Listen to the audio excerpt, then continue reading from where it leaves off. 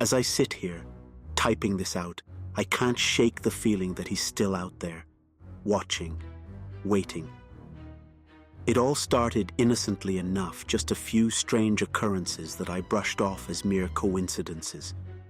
But as the days passed, the incidents grew more unnerving, more sinister. Now, I'm convinced that I have a stalker, someone who's fixated on me, someone who won't stop until he gets what he wants. It was a chilly autumn afternoon when I first noticed something was wrong. I was walking home from school, and as I glanced over my shoulder, a feeling of inexplicable dread prickled at the back of my neck. And that's when I saw him, lurking behind a tree, his eyes boring into me with a disturbing intensity. I quickened my pace, my heart hammering in my chest. But no matter how fast I walked, he was always there, lurking just out of sight, like a shadow haunting my every move. Over the next few days, the encounters became more frequent, more disturbing. I would catch glimpses of him everywhere I went, lurking from the shadows, his face obscured by darkness. Sometimes I would hear footsteps echoing behind me, quickening when I quickened, slowing when I slowed. I confided in my friends, but they brushed off my fears as paranoia, telling me that I was imagining things. But I knew deep down that I wasn't crazy, that there was someone out there who was watching me, waiting for the perfect moment to strike. And then, one night, he made his move. I'd stayed late at school to study for an upcoming exam, the library quiet and deserted save for the soft hum of fluorescent lights. As I made my way home, I could sense his presence, a cold chill creeping up my spine as I realized that he was following me once again. I tried to ignore him, to focus on putting one foot in front of the other, but his presence was like a weight pressing down on me, suffocating me with fear.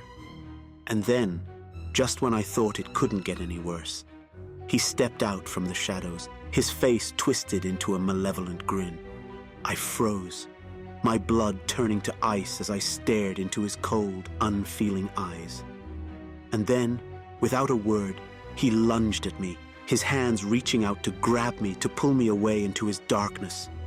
Instinct kicked in, and I turned and ran, my heart pounding in my chest as I raced through the empty streets, his footsteps echoing behind me like the beat of impending doom. I didn't dare look back, didn't dare slow down. I don't know how long I ran or how far I traveled, but eventually I stumbled into the safety of my own home, my breaths coming in ragged gasps as I collapsed onto the floor. And as I lay there shaking and crying, I couldn't help but wonder how close I was to becoming a victim of something truly horrifying.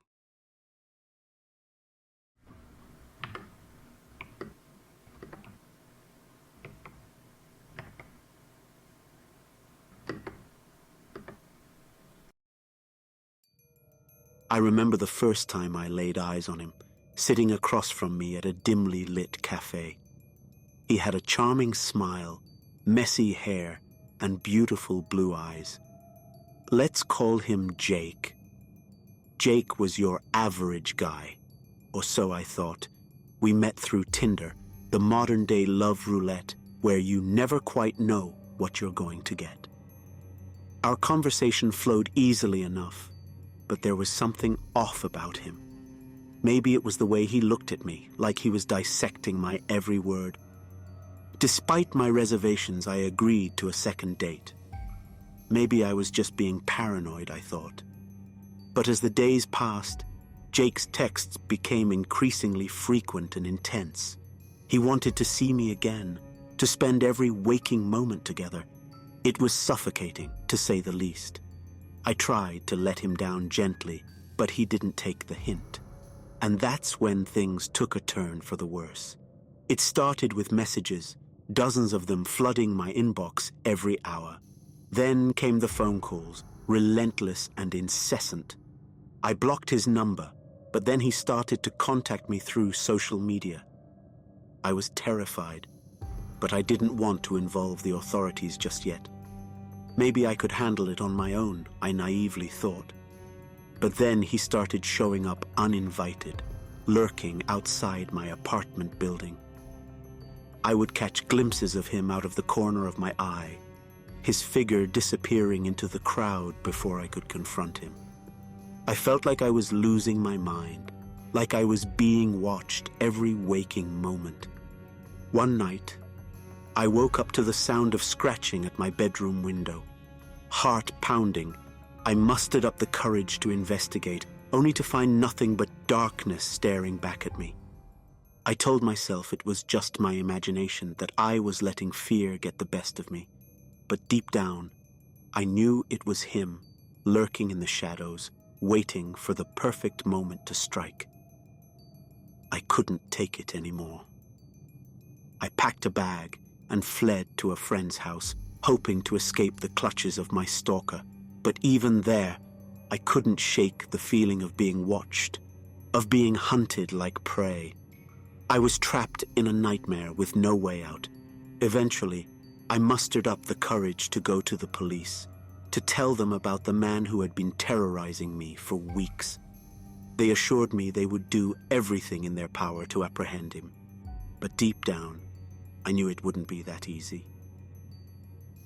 And then, just when I thought I was safe, he found me again. I was walking home from work one night when I felt a presence behind me. A cold chill ran down my spine. I quickened my pace, desperate to escape, but it was no use. He was too fast. I don't remember much of what happened next, only flashes of pain and terror as he dragged me into an alley. But somehow, against all odds, I managed to break free, to fight back with every ounce of strength I had left. And as I stumbled back out into the light, bruised and bloodied but alive, I knew that I would never be the same again.